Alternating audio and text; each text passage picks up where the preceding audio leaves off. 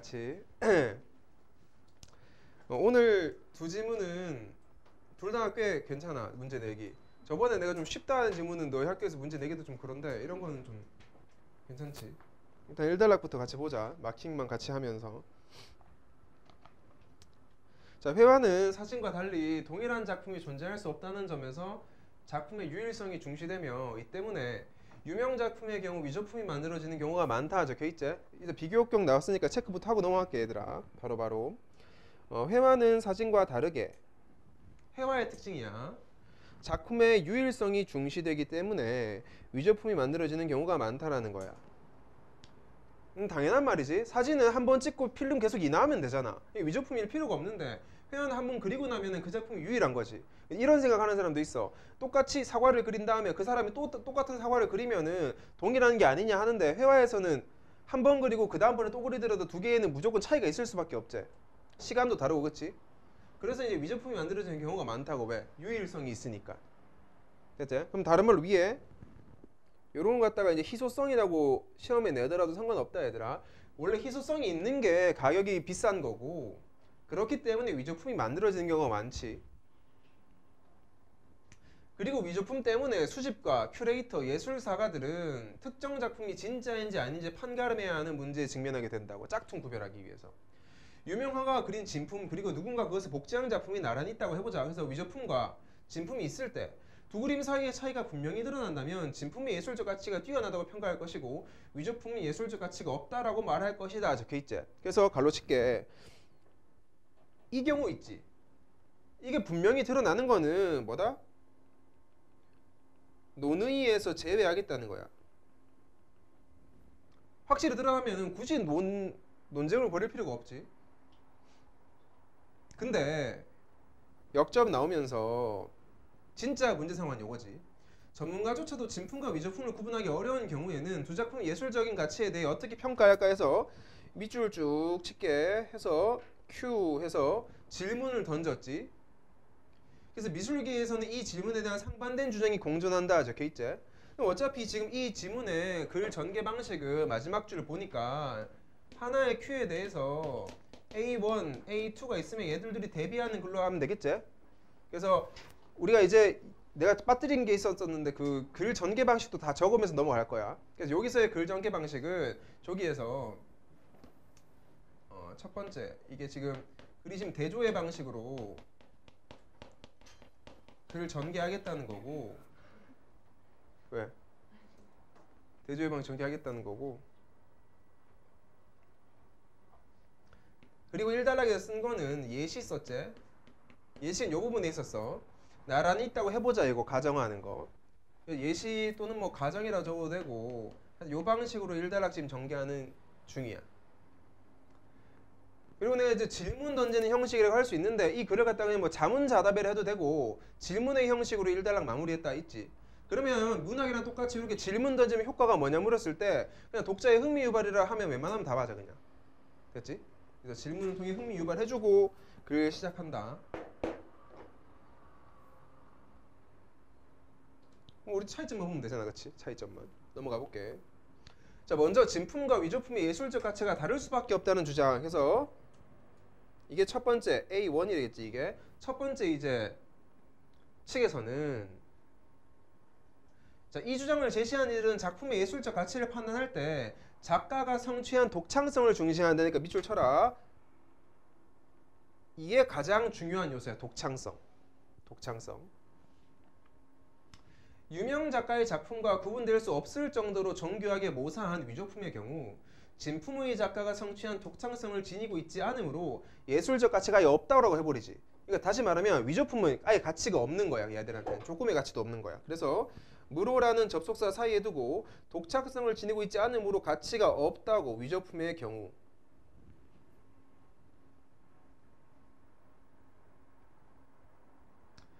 위조 작가 중에 유명 작가보다 화가로서 더 뛰어난 회화적 능력을 가진 이도 있을 것이다. 그러나 역접 이 경우에도 이들은 위조 작가에게는 독창성이 없으므로 그의 뛰어난 위조술만으로는 위대한 화가가 될 수는 없다라고 평가한다 적혀있지. 또 밑줄 쳐볼게 얘들아. 독창성이 없으므로 뛰어난 위조술만으로는 위대한 화가가 될 수 없다. 그래서 정리해보면 이 부분에 대한 내용을 정리해보면 즉 요 A 원칙 있지. A 원칙의 주장은 이런 거지. A 원칙의 주장은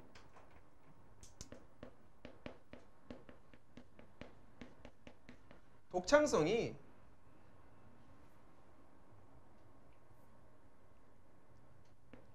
그 화가의 회화적 능력보다 우선시 되는 거지. 맞지? 그래서 가장 일빠따가 독창성이야.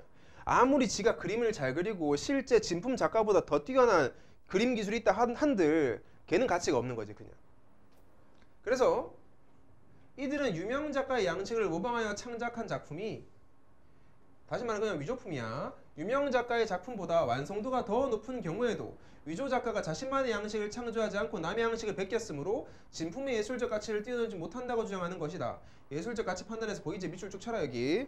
가장 중요한 게 뭐다? 창작 기술보다는 창의성은 독창성 창의성을 더 가치 있게 여긴다. 그래서 같은 말 요거 창의성 같은 말 요거는 창작 기술 같은 말이겠지. 그래서 창작 기술이 훨씬 더 낫다 이거지. 됐나? 체크하시고 넘어갈게. 근데 반대되는 측이다. A2 나온다 이제 여기서부터. 이런 주장을 비판하는 들도 있다. 주장을 비판한다고. 누구? A1을 비판하는 거야. 그러면 이건 이제 분류라기보다는 한쪽이 한쪽을 비판하는 구조인 거야. 글 자체가. 먼저 이들은 진품과 위조품의 예술적 가치가 다를 수밖에 없다는 주장이 즉 A1의 주장이 말이야. 작품 자체가 아니라 작가를 문제 삼아 위조품의 예술적 가치를 인정하지 않았다는 점을 비판해. 어떤 점인지 알겠지? 자, 밑줄 쳐볼게. 작품 자체를 봐야 되는데 작품이 아니라 작가를 문제 삼아 예술적 가치를 인정하지 않았기 때문에 비판하는 거야. 그럼 이 문장만 봐도 지금 A2 쪽의 그 의견은 이런 거지. 아무리 작가가 쓰레기고 아무리 작가가 이상한 짓을 했고 그 원본을 따라 했더라도 그 작품만 놓고 보자 이거지. 위조했다라는 걸 보지 말고 작품만 놓고 보자 이거야. 이들은 선입견 없이 보면 유명 작가의 양식을 모방하여 그린 작품조차도 예술적 가치를 평가할 수 있다고 주장한다 적혀있지. 그래서 다시 말하면 위조품도 말이야. 이 위조품도 예술적 가치를 평가할 수 있다고. 앞에 그 A1과 완전 대비되는 의견을 가지고 있지. 평가할 수 있다. 앞에는 평가할 수 없었어.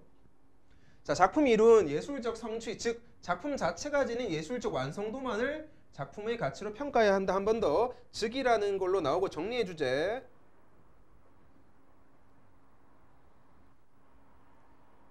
작품 자체만 보자. 그렇다고 이들이 원작과 구분이 안 될 정도로 정교하게 모사한 위조품을 그린 위조 작가가 그 나름의 예술적 독창성을 성취한 원작의 작가와 예술가로서 동등한 지위를 갖는다고 여기는 것은 아니다. 여기 별표를 쳐놓을게. 위조 작가가 독창성을 성취한 원작 작가와 동등한 지위를 갖는 건 아니야.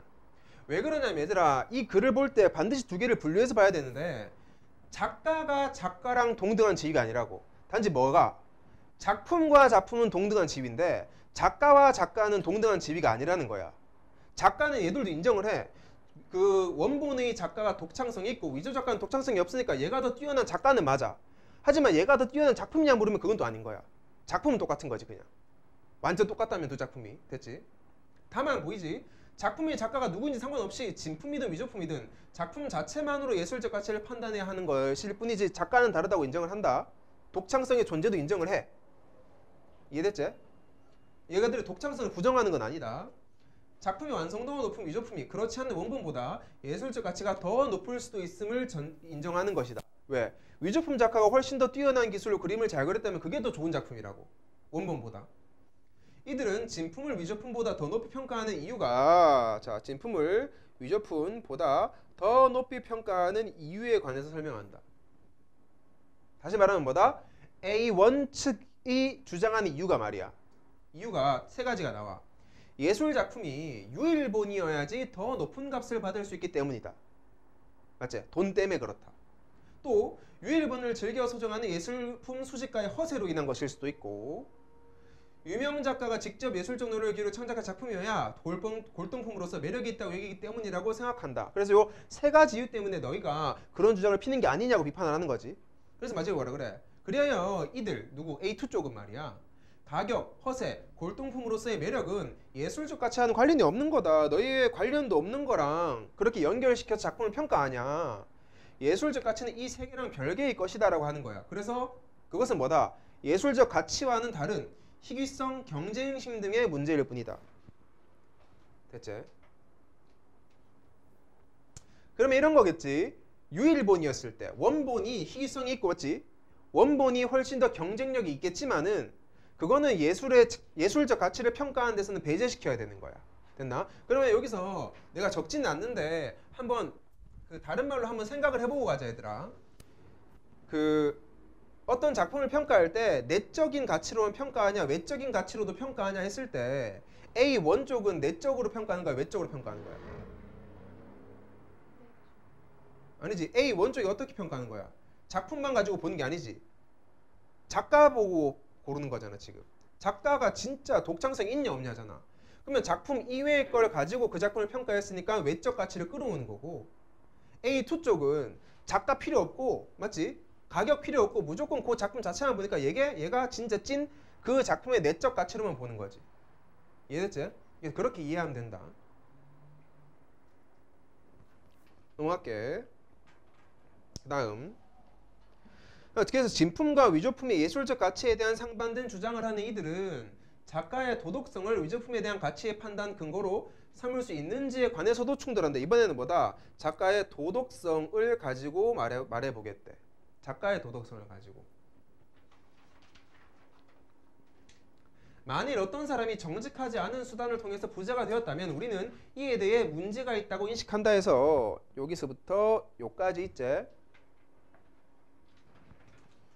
전제를 제시하고 난 다음에 여기에서 추론을 해서 결론에 도달하는 방식을 쓰는데 글쓰기 방식이 이게 전제야. 우리가 이렇게 생각하잖아, 그렇지? 돈은 아무리 부자라도 걔가 이제 사기꾼이었다면 그건 인정해주지 않잖아, 우리가. 그런 것처럼 말이야. 진품과 위조품 사이의 예술적 가치의 차이가 분명히 존재한다고 주장한 이들은 위조품에도 이러한 일반인의 인식이 적용된다고 본다. 이게 결론이지. 돈에서도 그렇듯이 예술 작품에서도 뭐다? 정직하지 않은 수단을 통해서 즉 모방을 통해서 모사를 통해서 그린 작품은 가치가 없다라는 거지. 그렇지?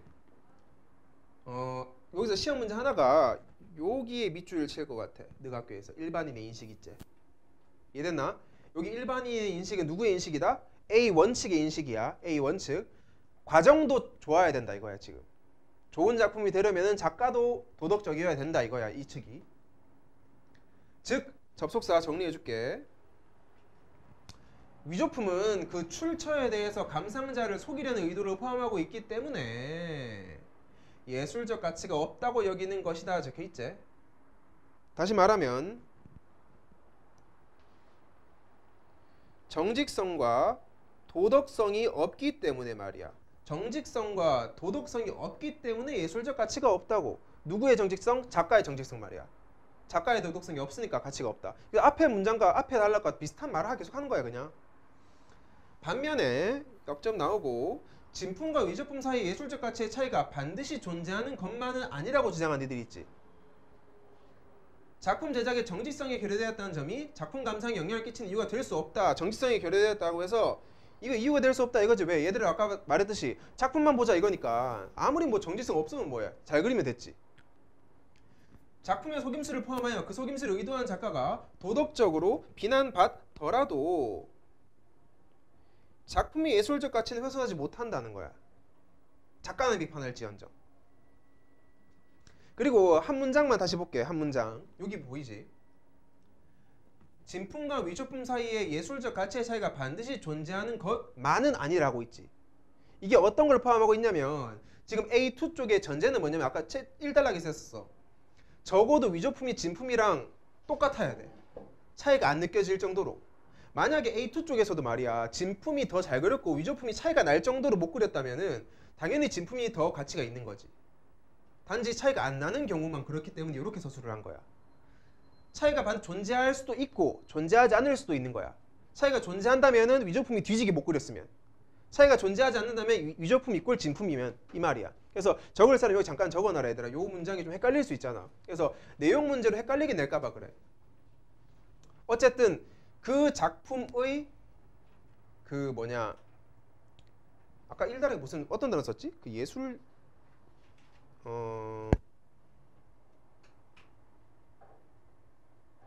뭐라고 하더라? 이거 창작 기술. 그러니까 두 작품의 창작 기술이 유사하다 또는 그 적어도 위조품의 기술이 더 뛰어나다라는 가정하에, 알겠지? 유사하거나 뛰어나다라는 가정하에 말하는 거고, 위조품의 기술적 측면이 진품보다 낫다면은 그건 애초에 뭐다? 가치가 없는 거야 그냥. 됐지? 그래서 혹시 너희가 이걸 읽을 때 아 그럼 위조품이 더 좋다고 하는 건가? 라고 할까봐 그래. 위조품이 더 좋다라는 거 아니야. 됐지? 요까지 하면은 이제 딱 끝나는 거지. 잠깐만.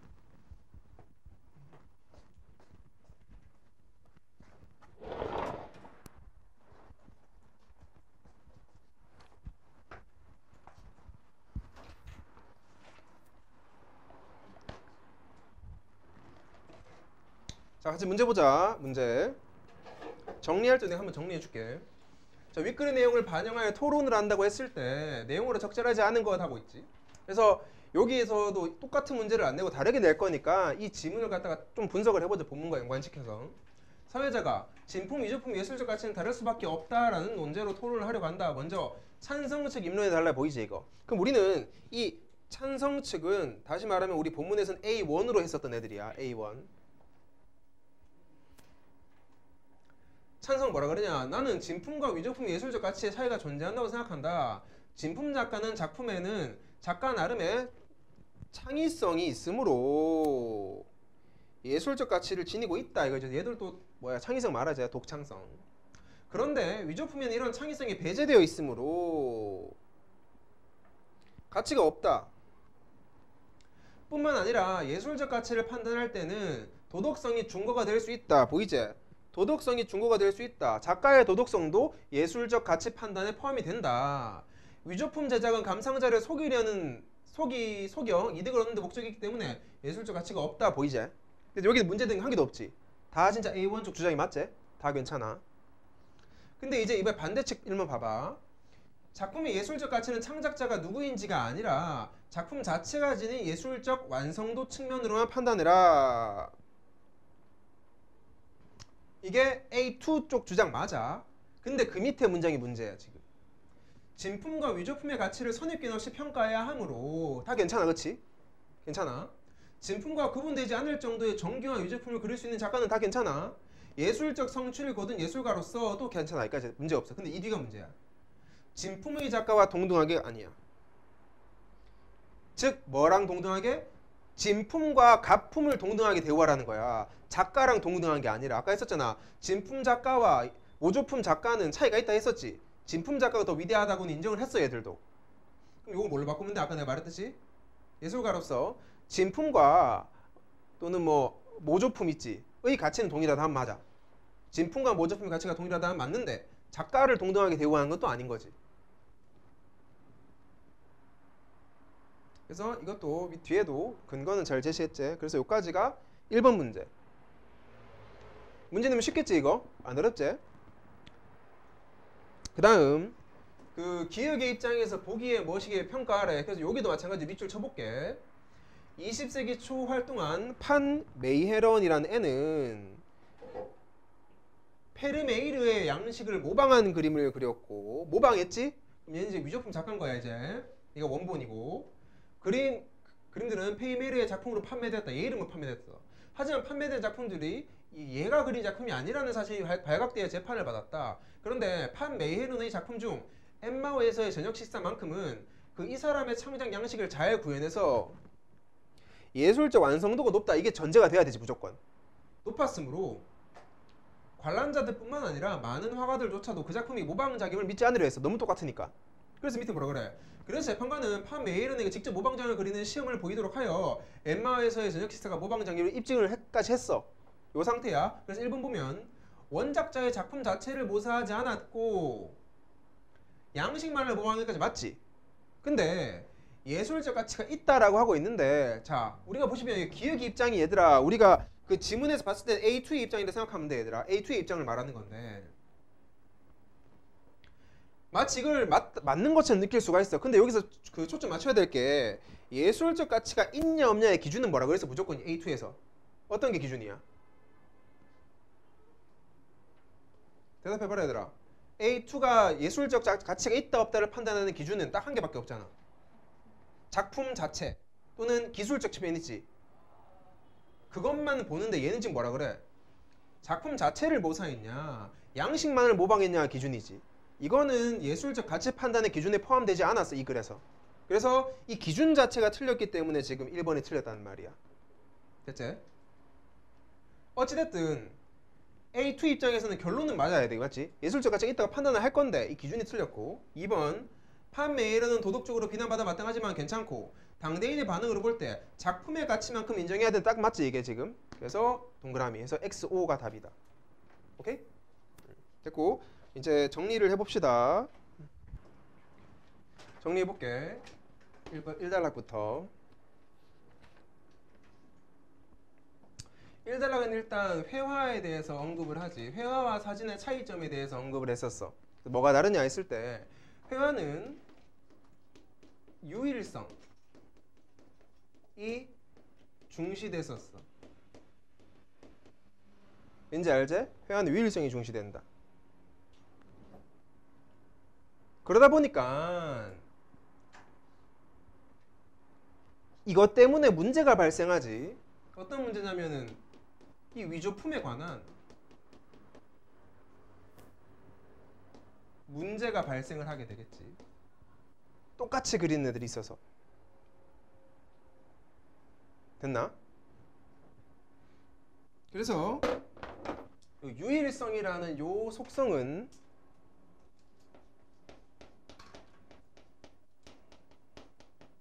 사진과의 차이점으로 알아두시면 된다. 사진은 유일성이 아니야. 그래서 이제 이 글에서는 우리가 보는 Q를 던져버려. 질문을 던지지. 어떤 경우? 진품과 위조품이 비슷할 때, 뭐 난 이 꼴 표시했지만 그 똑같거나 비슷할 때, 이때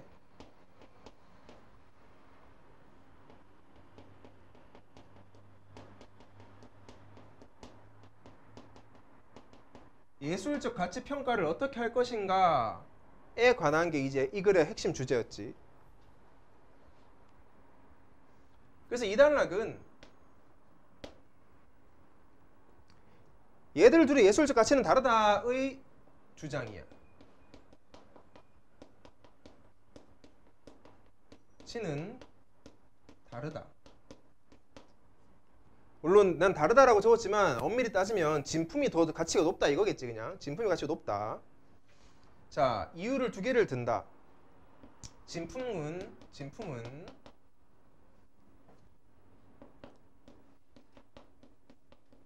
작가의 독창성이 있고, 필기할 사람 이것도 더 적어놔라. 그 창의성도 같은 말이야. 그냥 이거 독창성이나 창의성이나. 반면 위조품은 작가의 독창성이 없다. 또 한 개 더. 아무리 위조품이 위조품 작가가 회화적 능력이 있고 또는 그 작품의 완성도가 높아도 가치는 없다라는 거야 지금. 따라서 우리는 결론을 내릴 수 있겠지. 그러므로 지금 2번 2단락에서 말하는 애들의 주장은 최종적으로 예술작품의 가치를 판단할 때는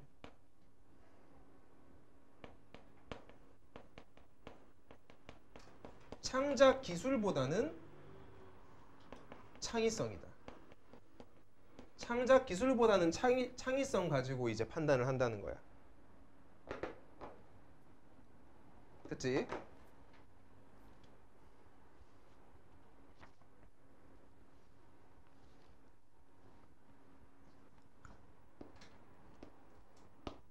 그래서 3단락에는 얘들이랑 반대되는 애 딱 튀어나온다. 누구? 진품과 그 위조품의 예술적 가치가 같을 수 있다. 쌤이 있잖아. 편의상 이렇게 같을 수 있다라고 적었지만 너희는 어떻게 인식하냐면 같거나 더 뛰어날 수도 있는 거야. 같을 수도 있고 뛰어날 수도 있고 더 못할 수도 있는 거지. 다 괜찮아 이거는. 어쨌든 이거야. 같을 수가 있다 이거지. 그래서 글구조는 이 3단락인 애가 2단락인 애를 비판하는 구조가 되겠지.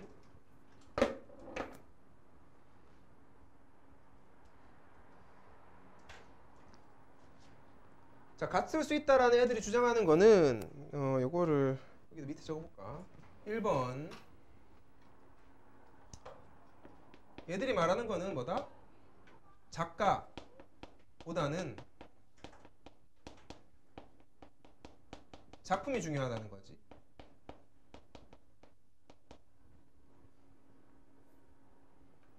그렇기 때문에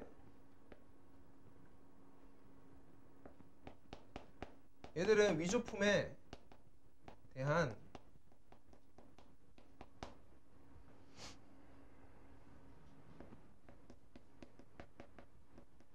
예술적 가치를 평가할 수 있다라고 말하는 거지.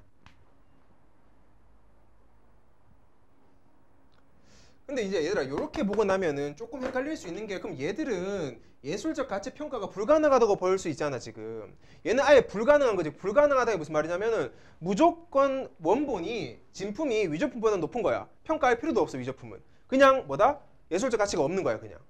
알겠지? 그러니까 얘는 아예 평가가 불가능하다고 인지를 해도 되고 평가가 불필요하던 거야 한 거야 그냥. 위조품은 그냥 가치가 없는 거. 얘는 뭐다? 평가가 가능한 거지. 진품보다 위조품이 뛰어난지 똑같은지 낮은지를 평가할 수 있다고. 얘는 됐지? 그래서 됐고 그 다음에 2번은 여기 칸이 안 돼서 여기다 적을게. 이건 계속 적어라.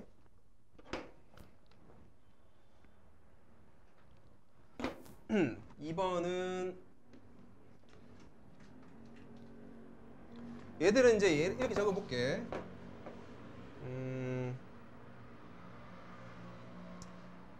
내가 똑같은 색으로 적어줘야겠다.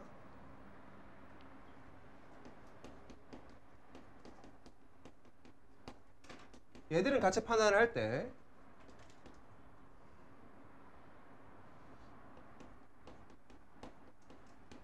창작 기술. 근데 이제 창작 기술과 똑같은 말이 2단락에 다른 말로 나왔거든. 그래서 그것도 적어줄게. 예술적 성취라는 걸로 나왔어. 그 작가의 예술적 성취가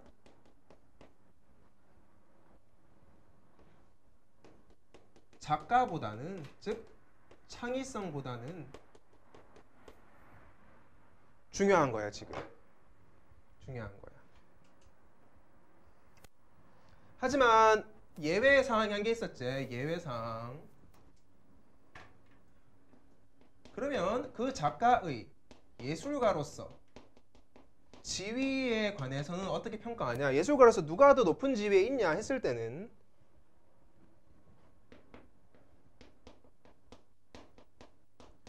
원작 작가가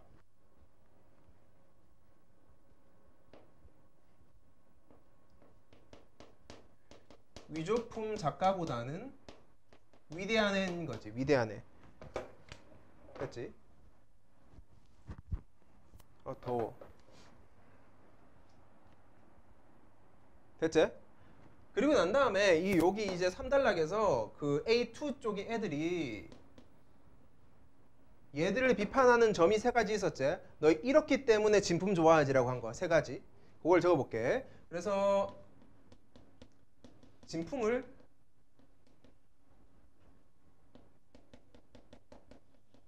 높게 평가하는 이유에 문제에 관해서 해보자. 진품을 높게 평가하는 이유가 3개 있었다. 간단하게 적을게. 너희 그 가격 떨어질까봐 그러냐? 아니면 혹시 너희 허세 있냐? 그 다음 혹시 그 골동품으로서의 매력 때문에 그러냐?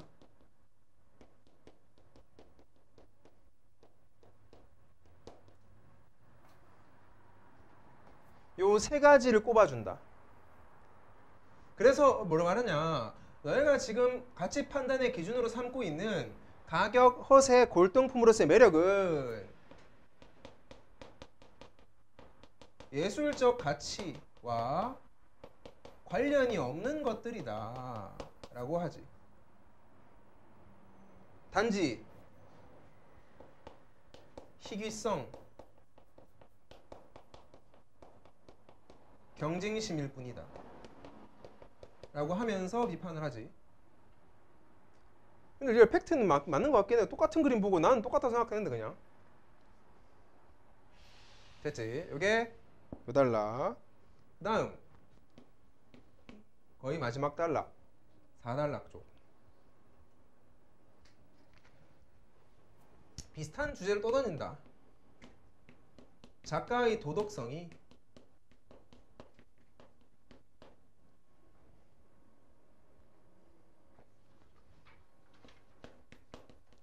그 작품의 가치 판단 근거가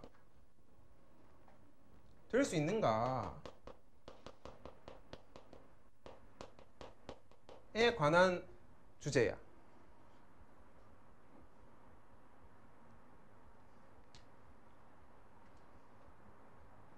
됐나? 됐나? 그 다음 해볼게. 그래서 2개로 나누지.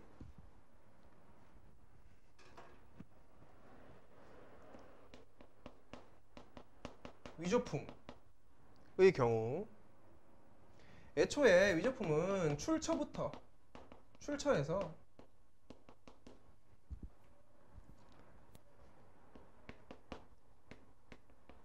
감상자를 속이려는 의도를 갖고 있었다. 그러므로 얘들은 도덕성이 결여되었기 때문에 예술적 가치가 없다. 아, 팔 아프다. 내가 요즘 운동하거든, 집에서. 홈 트레이닝 하고 있는데 팔을 뒤지게 아프다. 근데 내가 여자였으면 그래도 좀 예뻤을 것 같긴 한데.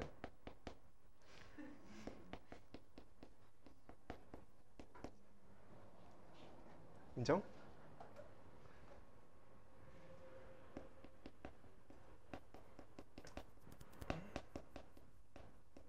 이거 보이지?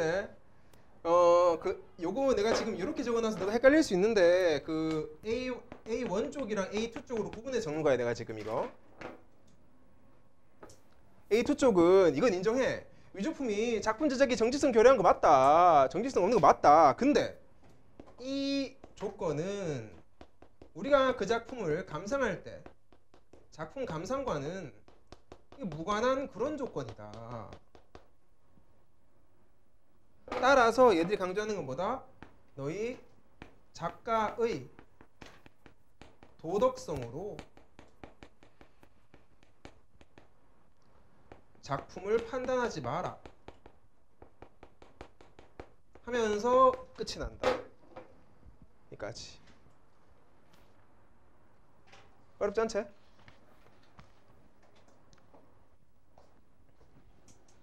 그리고 내가 다시 말하지만은 너희 그 학교에서 시험 문제 낼 때 요 내용 가지고 문제 내면 많이 못 낸다 그랬지. 글쓰기 방식 꼭 봐라 얘들아. 글쓰기 방식이랑 어휘만 좀 잘 봐주면은 딴 건 큰 문제가 없을 것 같아. 글쓰기 방식이랑 어휘 딱 2개. 이해됐나? 하고 잠깐 기다려봐래. 근데 사실 나 이제 너희 진짜 맨 얼굴을 까먹었어 사실. 마스크 쓰고 본 지 거의 1년 다 돼가잖아. 그래서 원래 얘가 어떤 얼굴이었는지 잘 기억이 안 나. 마스크 쓴 이 모습만 기억하지.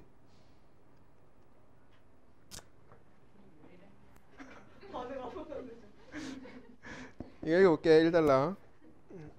자, 종교에 관한 연구의 초기에는 종교의 역사적, 유형적 측면들에 대한 연구가 대부분이었지만 관련 연구에 점차적으로 사회학 이론이 도입되면서 종교 조직에 대한 연구가 진행되기 시작했다 해서 지만 사이에 두고 밑줄 쳐보자.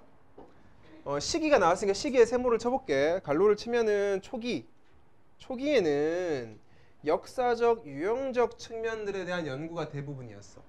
종교의 역사가 어떻게 되냐 이런 거.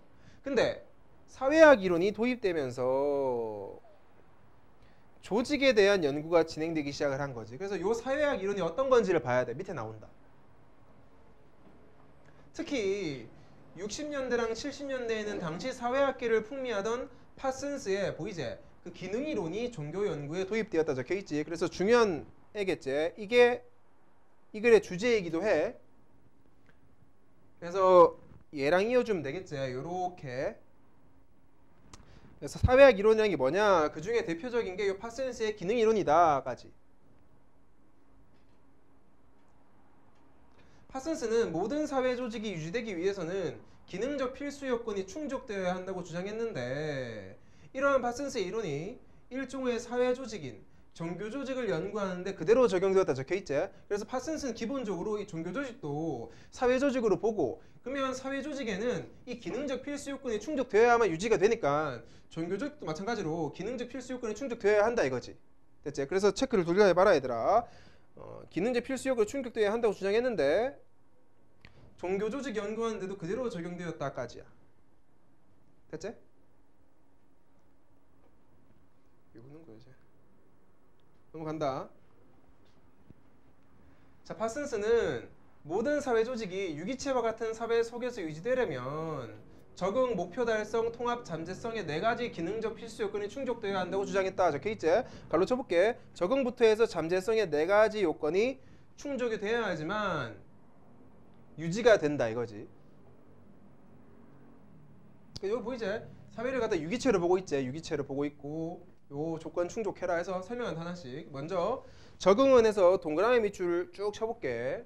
적응은 사회 조직이 그것을 둘러싼 사회 환경에 적응하기 위해 외부로부터 인적, 물적 자원이 지속적으로 조달되어 조직 내에서 적절히 쓰일 수 있어야 한다는 것이다 적혀있지. 자, 여기는 지금 앞으로 계속 여기는 정의의 향연이 벌어질 거야. 계속 정의가 나올 거야.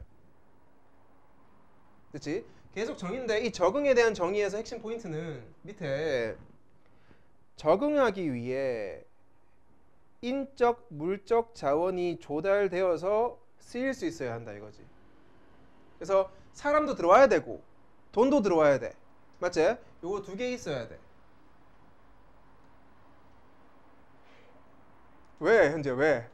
이유가 뭔데? 뭐 왜 이유가 뭔데? 말이나 해봐라. 뭐? 저 이유가 뭔데 도대체?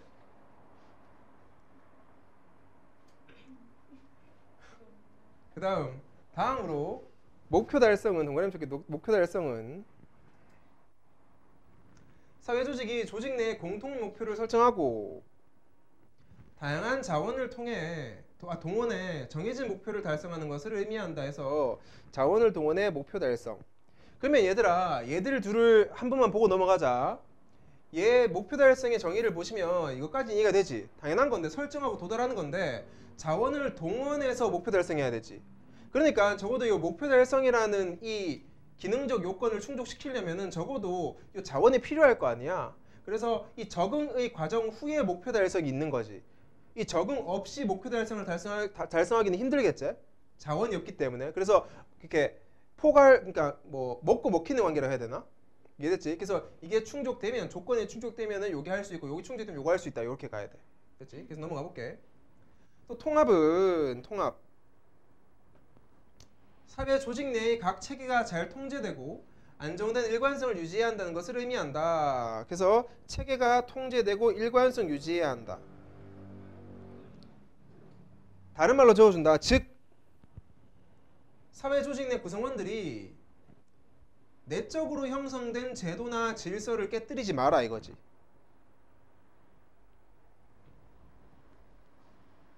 이게 뭐다? 통합이야. 통합. 그래서 체계에 잡히고 통제가 되고 있는데 요 안정성 있는 것을 깨뜨리지 말라는 걸 따르라는 거야 그냥. 마지막 잠재성은 사회 조직 내의 고유한 문화적 가치를 조직 구성원들에게 동기화하고 이를 지속적으로 유지하게 하는 것을 의미한다 해서 이게 잠재성이다. 그래서 쌤 생각에는 이 적응이랑 목표 달성은 쉬운데 통합이랑 잠재성 가지고 좀 힘들 수가 있어. 이 단어랑 정의랑 매칭이 안 돼가지고. 됐지? 또 한 개 더. 아까 이 목표 달성을 위해서는 자원을 동원해야 된다 해서 적응이 필요했는데 그럼 통합을 위해서 뭐가 필요하냐면 통제되고 일관성 유지해라. 즉 제도나 질서를 깨뜨리지 마라 이거지. 요것도 목표 달성이랑 비슷하게 가는 거야 얘들아. 목표 달성, 목표 정해놓은 걸 깨뜨리지 마라. 그 다음에 잠재성이 여기 나와있지. 이걸 갖다가 유지해가라 이거야 그냥. 끝이지? 요게 뭐다? 사회조직이야. 그래서 마지막에 이건 종교 조직이 아니라 사회조직을 의미한다. 사회조직. 그러면 우리가 이제 쌤이랑 수능 특강 뒷부분에 비문학 할 때 배웠던 것처럼 지금 이게 뭐다? 세팅을 들어간 거지 지금. 이단락 같은 경우에는. 즉 뭐냐면 이 문단은 현재 하고 있는 짓이 그냥 적어야겠다. 사회조직의 기능적 필수 요건에 대해서 정의를 쭉 내려갔어. 이게 뭐냐에 관해서. 그래서 얘를 바탕으로 뒤에 3문단 보시면은 종교 조직으로 이걸 갖다가 가져올 거야. 그래서 사회 조직의 요건을 갖다가 종교 조직에 적용하는 그런 구조로 생각하면 된다. 그러니까 종교 조직에 바로 적용하면 애들이 뭐다?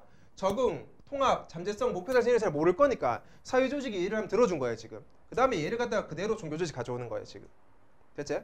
그래서 우리가 원래 보고 싶었던 1단락 보시면 주제가 뭐였다? 종교 조직 연구안에 적용해야 되지. 종교 조직이 큰 주제인데 2단락에 종교 조직이 아니라 사회 조직이 나온 이유는 원리 설명하기 위해서야 그냥. 됐지? 넘어갈게. 자, 이러한 파슨스의 기능적 필수 요건을 종교 조직의 분석에 적용해 보면 다음과 같다 해서 종교 조직의 분석에 적용해 보겠다는 거지. 적용한다 이제. 다시 처음부터. 적응은 인적 물적 자원 받아들이는 거였지 원래. 그래서 종교 조직이 주로 신도 모집으로 이해할 수 있다. 자, 인적 자원이라고 적어놓으면 되겠지. 인적 자원. 그래서 인적 자원을 외부로부터 받는 거야. 종교 조직이 유지되기 위해서는 우선적으로 조직을 구성하는 보이제 인적 자원 조달이 가장 필수적이기 때문이다. 그래서 종교가 이루어지려면 사람이 있어야 될 거 아니야, 그렇지? 따라서 종교 조직은 비신자들에게 가치 있는 삶, 즉 목표를 제시하고 그들이 종교 조직에 참여하도록 하는 선교 활동을 할 필요가 있다 적혀 있지. 그래서 여기 잘 봐. 대상을 잘 봐. 대상을 비신자들이다. 종교를 있지 않고 있는 사람 있지. 아직 안 믿는 사람들에게 목표를 제시하고 선교 활동을 해야 된다고. 우리 종교는 이러한 목표를 가지고 있으니까 네가 생각하기 어떠냐? 괜찮으면 들어와라 하면서 선교를 계속하는 거지. 맞지? 길에 다니면 많잖아 선교하는 사람들.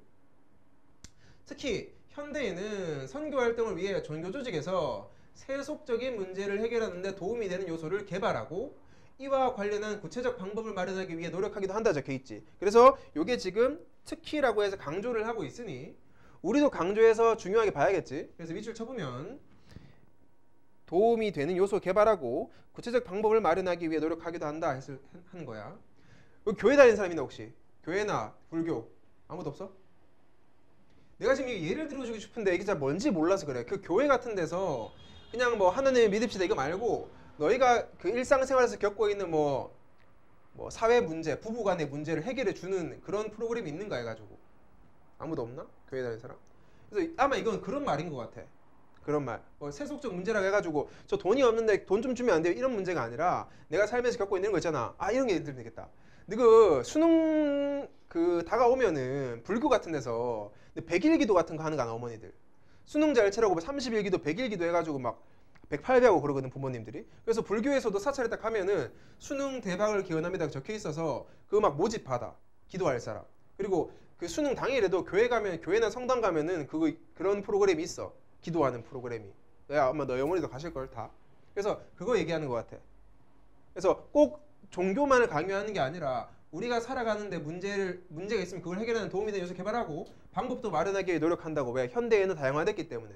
그래서 그냥 신 하나, 즉 뭐냐? 우리의 목표만 제시해가지고는 이 사람들을 설득을 못 하거든. 이해됐지? 됐지? 넘어간다. 그 다음으로 목표 달성.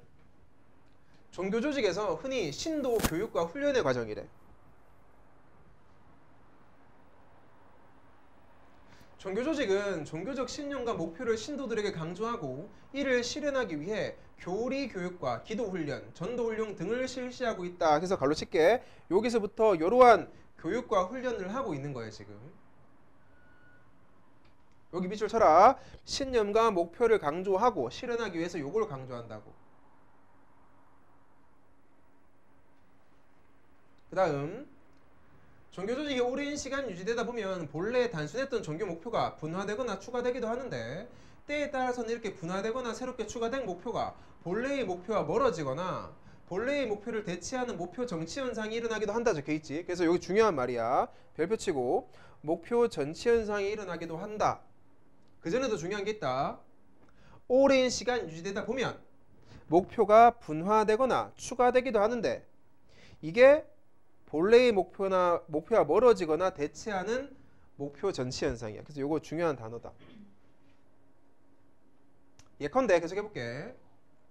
신에 대한 독실한 신앙을 얻고 보람된 삶을 살고자 종교활동에 참여하였지만 적혀있지. 그래서 앞부분 갈로 치고 이게 뭐다? 본래의 목표야. 본래의 목표. 본래의 목표는 진짜 독실한 신자가 되기 위해서 교회나 불교에 갔지만은 실제로는 종교 외적인 세속적 문제에 휩쓸리는 경우를 떠올려 볼 수 있다. 결국 종교 조직은 신도들에게 목표의식을 부단히 강조하고 상황에 따라서는 사회적 문제와 관련한 새로운 목표를 설정하여 신도를 교육하거나 훈련시킨다는 것이다. 해서 요거 예를 한 개 들어줄게. 나도 아직 종교가 없어서 잘은 모르겠지만 이런 거 있잖아. 실제로는 교회에 갈 때 하나님 믿기 위해서 갔는데 거기서 내가 어떤 역할을 부여받았어. 아, 니는 그 전도 활동을 목표로 하고 전도 활동을 하세요 했는데 이제 어느 순간 보니까 교회를 한 5년 다니다 보니까 진짜 신을 믿는 게 내 목표가 아닌 진짜 전도만을 위해서 가는 거지. 이해돼? 이게 목표 전치가 된 경우지. 이렇게 휩쓸리는 경우가 있기 때문에 계속해서 뭐 하라고? 목표의식을 강조하고 사회 문제와 관련한 목표 설정에서 계속 그들을 설득해라 이거지. 이게 뭐다? 목표 달성 부분이야. 됐지? 넘어간다. 세 번째, 통합은 종교 조직에서 주로 적절한 역할 분담으로 나타난다. 역할이 많지. 즉 상이한 여러 구성원으로 이루어진 종교 조직은 단어 이 상이하다는 말은 서로 다른 이 말이야. 서로 다른 여러 구성원으로 이루어진 종교 조직은 구성원 간의 갈등이 없는 일사불란함이 유지되어야 하므로 각자의 역할이 명확해야 되고 역할이 일정한 형식으로 정립될 필요가 있다. 그래서 역할을 명확하게 지정해주고 그걸 갖다가 형식으로 딱 정해버리는 거지. 알지? 막 명함 만들어준다든지 명패 만들어준다든지 이래가지고 다 정해버리는 거지. 그래서 종교 조직에서는 역할 분담을 위해 경전 편집하는 사람, 교리화하는 사람, 제의화 등이 이루어지며 이러한 것들은 종교 조직 내부의 권위체계에 의해 예를 들어서 목사님 이런 거 있지. 주지스님 이런 사람들에 의해 특정한 지책으로 제도화된다 적혀있지. 그래서 마지막에 뭐다? 권위체계에 의해 제도화된다까지. 됐나? 요거 보고 얘들아 요거 헷갈리니까 어려운 거 두 개랑 같이 뒤에 두 개 통합을 갖다가 앞에 거랑 잠깐 비교하고 넘어가라 얘들아. 잘 봐. 원래의 사회 조직에서의 통합은 통제랑 안정된 일관성 보이지? 그러니까 요 안정된 일관성을 유지하기 위해서 뭐 한다고? 직책을 부여한다고 너 이해를 하고 있어야 돼. 그러니까 항상 2단락과 3단락 같이 이해해야 된다. 그냥 직책 부여라고 외우면은 시험 풀 때 못 푸니까 요거 됐지? 두 개 이렇게 알아두시고 그 다음 마지막 잠재성 해볼게. 잠재성. 종교조직에서 흔히 동기화로 이해된다. 동기화. 종교조직은 무엇보다도 재래, 의식, 기도 등을 통한 해당 종교의 창시자나 신에 대한 근본적인 종교 경험을 바탕으로 성립된다. 그래서 이거다.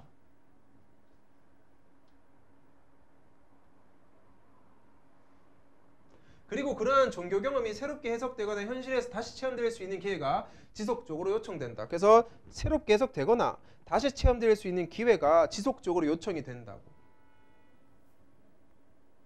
특히 또 강조한다. 특히 세속화된 현대사회에서는 신도들이 일상적 세속 생활과 성스러운 종교 생활을 적절히 조화시키며 살아가도록 하는 다양한 형식이 제기될 수 있다 이거지. 너무 종교만 강조해도 가기 부담스럽고, 그치? 안 강조해도 안 되니까 적절하게 조화시키면서 하게.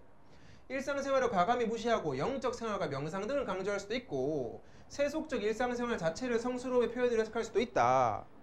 즉 신도들이 종교 조직 안에 존속하는 것을 가능하게 하는 동기부여가 필수적이다 해서 요거 여기 즉이라는 말이 나왔으니까 한번 설명을 할 건데, 어떤 신도가 있을 때 그 신도가 우리 교회에 계속 다니도록 하거나 우리 종교에 계속 몸담고 있게 하려면은 컨셉을 정해야 될 거 아니야. 그래서 대충 이제 선호 조사를 하겠지. 이제 일상생활이 위주인 사람들이 많은지, 그 신앙생활이 우선인 사람이 많은지 해가지고 우리 집단을 갖다가 그렇게 목표를 바꿔 나가는 거지. 됐지? 예를 들어서 현실의 일이 우선인 사람들이 많다면은 뭐다? 요거 세속적 일상생활 자체를 성스러운 표현을 해석해버리는 거지. 대충 이런 식으로. 어쨌든 그런 게 이제 동기부여, 동기와 쪽이야. 이처럼 70년대 종교 연구에서는 파슨스의 사회 조직 유지되기 위한 4가지 기능적 필수 요건을 종교 조직에 적용하였으며, 해서 시대 70년대에서는 적용을 하고, 이러한 기능적 필수 요건이 종교 조직의 내 외부에서 유기적으로 연결되고 원활하게 수행될 때, 중요하다. 요건이 각각 떨어지면 안 되고 독립적이 아니라 유기적으로 연결된다. 보이지? 4가지 요건이 연결될 때 종교 조직이 사회 속에서 유지될 수 있다는 견해를 제시했다 이거지. 그래서 4가지 필수 요건이니까 하나라도 빠지면 안 돼. 무조건 다 있어야 되고 연결도 되고 있어야 된다까지야. 됐지? 문제 없지? 넘어가 볼게. 문제 보자. 1번.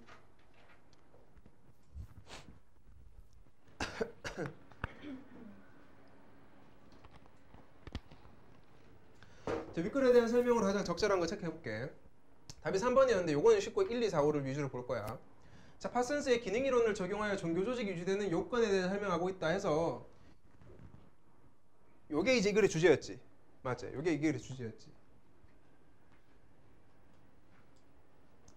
1번 틀린 이유, 사회학적 견해가 안 나왔지? 사회학적 견해를 비교하려면 여러 학자가 나와서 여러 이론을 펼쳐야 될 거 아니야. 근데 파슨스밖에 안 나왔어. 2번은 상호작용하는 과정을 단계별로 제시한다 적혀 있는데, 얘랑 상호작용하는 과정을 단계별로 제시한 게 아니지. 단지 아예 없었다 아이가? 사회적 환경은 아예 없었다 아이가? 맞지? 4번은 파슨스의 기능이론을 중심으로 종교 조직의 한계의 문제점 때문에 틀렸지. 이게 안 나왔고, 5번 사회 통합을 위한 종교 조직의 역할을 기능이론을 활용하여 소개하고 있다. 이게 가장 유력한 오답이었어. 3번, 5번이. 5번은 사회 통합을 위한 종교 조직의 역할이 아니야. 지금 이게 종교 조직이 유지되기 위한 요건이 중요한 거지. 됐지? 넘어갈게. 2번 문제. 그래서 이 설명이 기역, 리을 중 어떤 요건에 가까운지 써보자 적혀 있는데 읽어볼게. 중국 후한 시대 정치 혼란해지고 천재, 지변, 질병 등이 잦아 민중이 빈궁해졌고 유민이 크게 증가했다. 이 시기 우길은 장수를 설파하는 태평 청령서를 저술했는데, 장각은 우길의 가르침과 노자의 사상 등을 종합해 태평도라는 종교를 열었어. 장각은 죄과에 대한 반성과 참회를 통해 도달하는 태평세대를 태평도의 근본 목표로 설정하라고. 자, 목표 설정하지. 설정하고, 포교, 선교지. 이게 선교야. 선교를 위해 제자들을 파견했다. 이게 본문에 나온 정보들이지. 다 체크해주고. 그 결과 태평도는 하급관리와 빈민의 마음을 사로잡아 여러 지역으로 결국 퍼져나가제 잘 유지되고, 장각은 전국적으로 36개의 교단 조직을 편성했는데 각 조직은 방이라는 장군에 의해 통솔되었다. 우두머리를 새로 세워주지. 후한 왕조는 태평도를 해산시키려 했으나 오히려 신도의 단결이 공고해지면서 반정부적 성향이 강화되었다. 그리고 장각은 부패한 한 나라를 멸하고 자신이 제위에 오른다는 새로운 목표를 세우고, 보이제? 새로운 목표를 세우지. 그 다음에 신도들을 규합하여 황건적의 날을 일으켰다. 하지만 장각이 죽고 황건적이 난이 진압되면서 태평도는 쇠퇴했다. 보수가 죽으니까 다 쇠퇴한 거지. 요게 이제 본문과 이어보라 이거야. 이어보자. 자, 장각은 선교 활동을 통해 하급 관리, 빈민들을 태평도를 유치하여 저기 보이지? 인적 자원 조달. 딱 기억 맞지? 맞지? 기억 맞지? 인적 자원 조달. 그다음 2번. 한나라 멸하고 자신의 제의로는 새로운 목표 설정 나왔었지? 이를 달성하기 위해 신도들을 규합한다. 니은 목표 설정. 목표 설정. 했지? 3번. 장각이 죽고 난이 진압되면서 태평도 신도들에 대한 종교적 동기부여가 사라지자 쇠퇴했다. 그래서 동기부여 쪽 가시면 요 잠재성 봐봐라. 어디 있노? 여기 보이지? 동기부여가 필수적이다 보이지? 맞나? 근데 이 동기부여가 없었기 때문에 종교 조직 안에 존속이 안 된 거지 지금 사람들이. 그래서 리을이고. 마지막 4번. 조직 편성 후 자 통솔하게 함으로써 명확한 역할 분담 나오지? 역할 분담 나오니까 딱 디귿 괜찮지 이거? 그래서 여기까지가 끝이다. 어렵게 낸다고 하면은 이 글을 새롭게 준 다음에 너희한테 기흥, 니은, 디귿을 분석하라 할 정도? 그거 빼고는 어려운 게 없을 거야 나머지는. 됐지? 자 정리 좀 한번 해보자. 정리.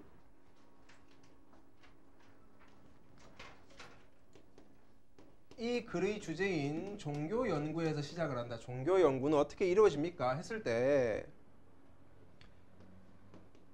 이 종교 연구 초기에는 종교에 대한 역사적 그리고 유형적 측면을 위주로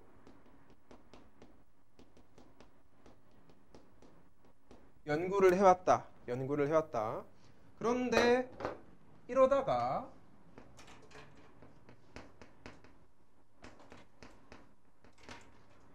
사회이론이 도입되면서 종교 연구에도 사회이론이 도입되면서 조금 바뀌는데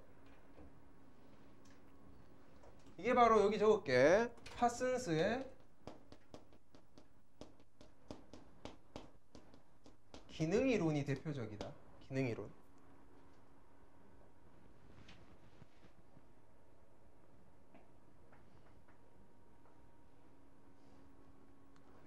파슨스의 기능이론은 조직을 유지하기 위해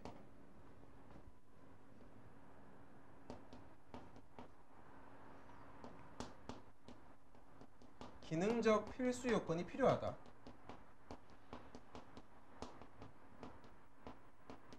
라고 했지. 여기 시기를 안 적었네. 요거는 초기라고 하면 요게 1970년대라고 적혀 있을 거야. 본문에 1970년대. 요게 일단락에 관한 거다. 그래서 그 빨간색을 적을게. 원래는 유형적 역사적 측면 위주였지? 맞지? 근데 이제는 무슨 위주냐면은 요 조직에 관한 연구를 하기 시작한 거야. 조직. 얘를 연구하는 거야. 그래서 연구의 주제가 좀 바뀌었지? 요 정도로. 그다음에 이단락.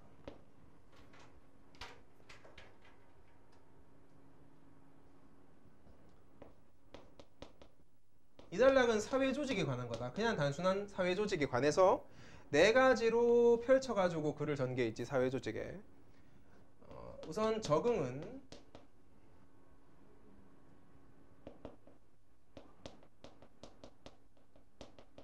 외부로부터 인적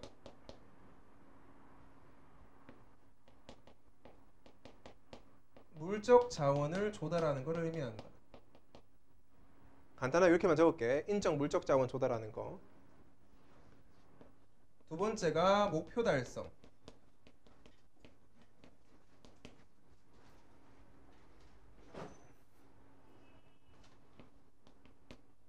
조직 내에 공통 목표를 설정하고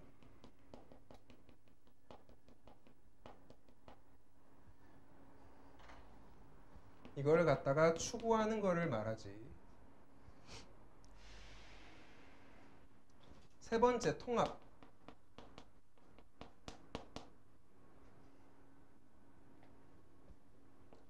그 그 사회 조직의 체계가 잘 통제되고 이것뿐만 아니라 플러스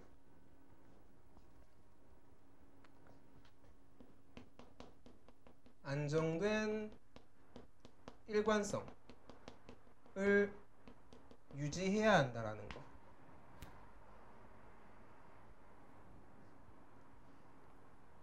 라스트 잠재성. 잠재성은 우리 조직의 고유한 가치를 사회 구성원에게 동기화하는 거.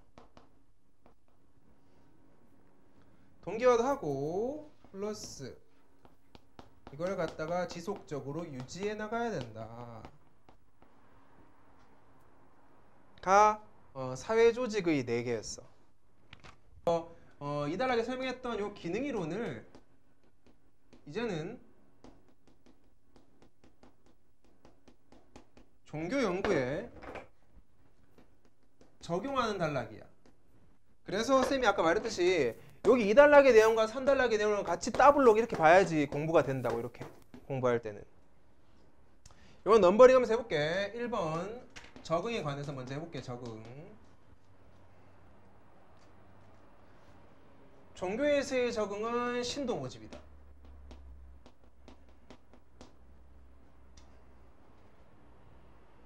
신도 모집 어떻게 이루어지냐? 비신도들 있지. 비신도들한테 가서 가치 있는 삶이란 무엇인가? 그리고 우리 삶의 목표, 우리 종교의 목표가 무엇인가를 제시를 해. 누구에게? 비신자에게 선교를 한다고. 이게 이제 신도 모집이지. 중요한 게 나왔지. 근데 그 밑에 특히라는 말이 있어. 특히 현대에서의 중요한 점. 특히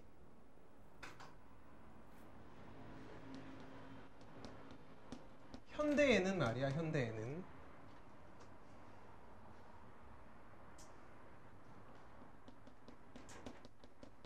세속적 문제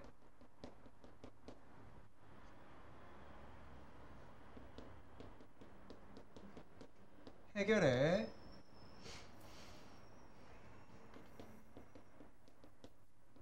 도움이 되는 요소를 개발하거나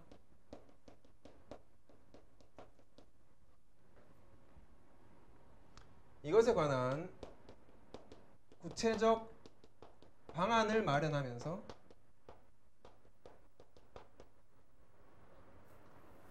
신도 모집을 열심히 하는 거지. 우리 교회에서 이것도 해줘요. 불교에서 이것도 해줍니다. 이렇게 쉽게 갈 수 있게. 두 번째, 똑같이 목표 달성.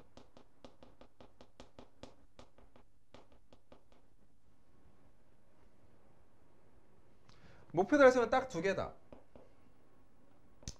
신도를 교육하고 플러스 그 신도를 훈련시키는 훈련 과정을 포함하는 게 여기에 있는 목표 달성이다.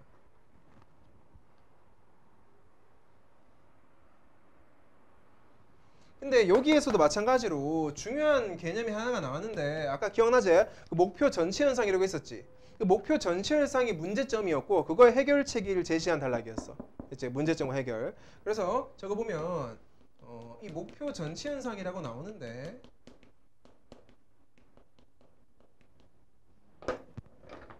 이게 이제 P 문제점이야. 이 목표 전체 현상이 뭐냐? 간단하게 적어보자. 초기에는 단순한 종교적 목표가 있는 거지.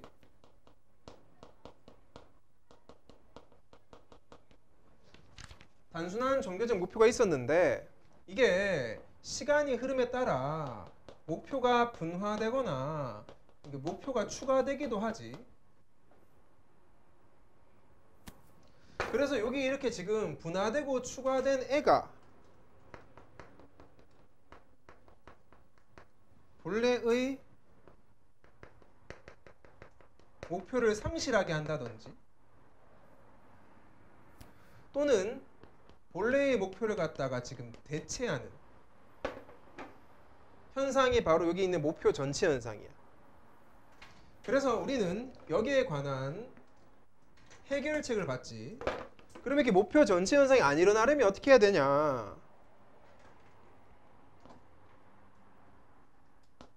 종교에서 목표 의식을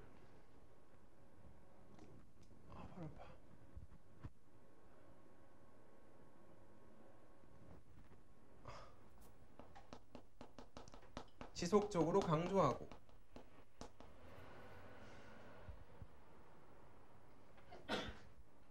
마지막 사회와 관련한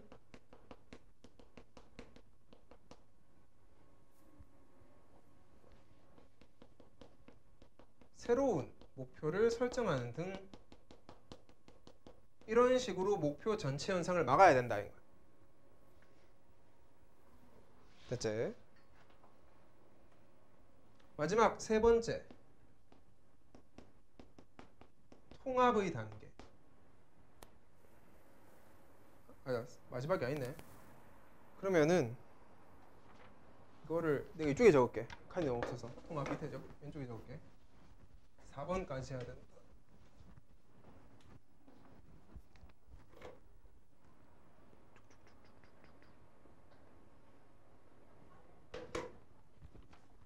어, 4번 통합 3번 통합 3번 맞지? 3번 통합 3번 통합은 종교 조직에서 적절한 역할 분담으로 드러난다.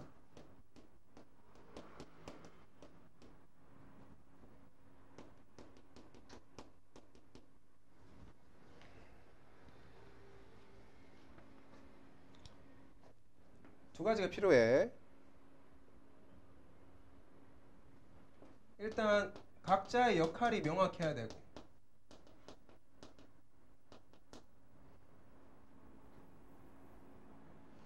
이래야지 갈등이 안 생기고 중요한지 모르겠지만 본문에서는 일사불란함이라고 나왔거든. 바쁘게 지낸다.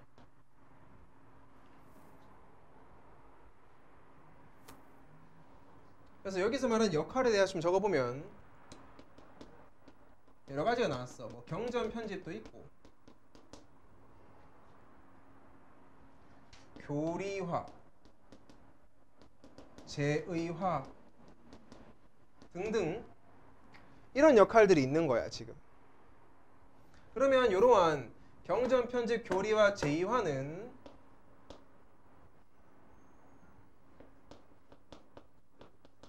권위 체계에 의해서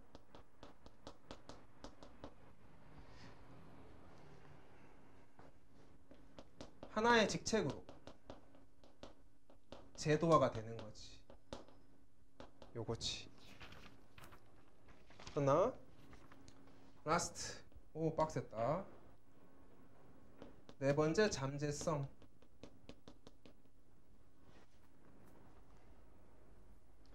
잠재성은 종교에서 동기화로 설명을 한다. 동기화.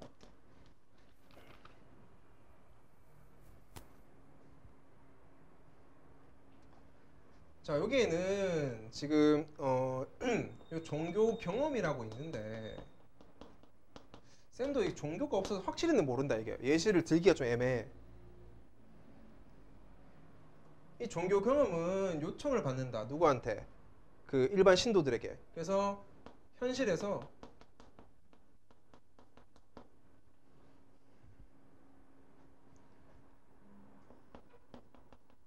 본문에 이렇게 적혀있더라. 다시 체험될 수 있게.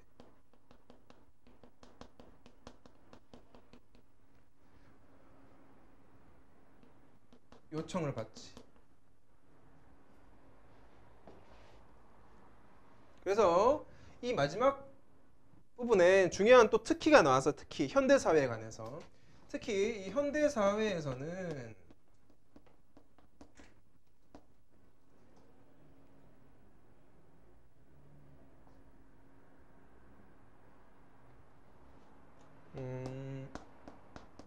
우리가 살아가는 일상, 즉 세속 생활,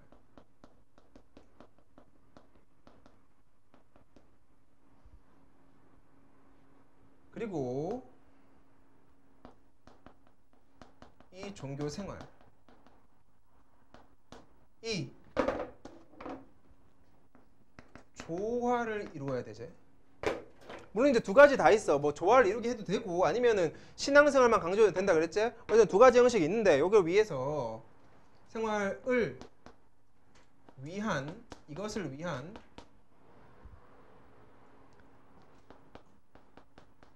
종교의 다양한 형식이 제기가 된다 이거지. 그럼 과거랑 다르게 현대는 이렇단 거예요. 현대는 워낙 분화되어 있으니까. 그렇기 때문에 최종적으로 이거를 위해서는 가장 중요한 건 동기부여다. 동기부여가 필수적으로 요구된다. 까지가 지문 분석 끝이다. 됐지? 됐지? 어휘만 좀 불러주자.